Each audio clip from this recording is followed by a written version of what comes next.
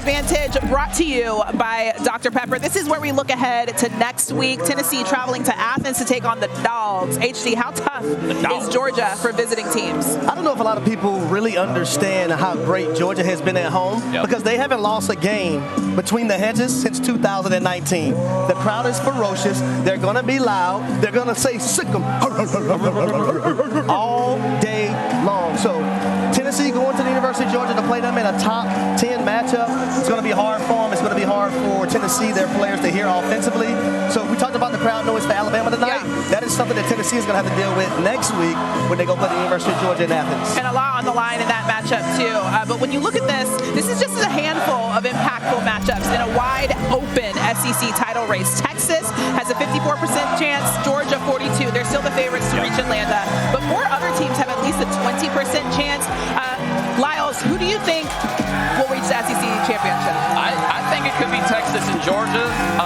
We were talking before the show, and the scenario is tough now, where Texas and Texas A&M could have both played Thanksgiving weekend and then played in the SEC championship game. Yeah. I thought that would have just been fun, given we haven't seen this rivalry now in, AC, like 12, 13 years? Been a while. That would have been intriguing to me, but I think if we got a Georgia-Texas rematch and saw both of these teams actually playing at their best, that would be the best thing for everybody involved, because Texas just was not themselves when we were out there in Austin. They were playing against Georgia.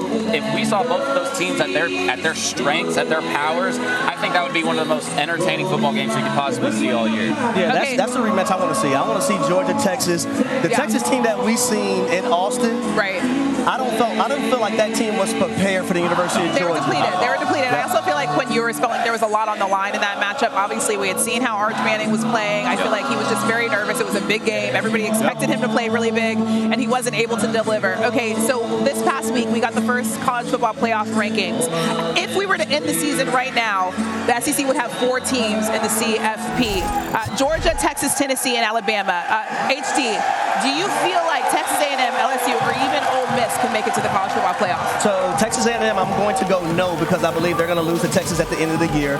Ole Miss, I'm going to say no as well, because I do believe they're going to lose to Georgia today. LSU, I'm going to say yes, because I believe tonight, right here in Baton Rouge, Louisiana, in the real Death Valley, they're going to beat the Alabama Crimson Tide, and they're going to replace Alabama for that spot.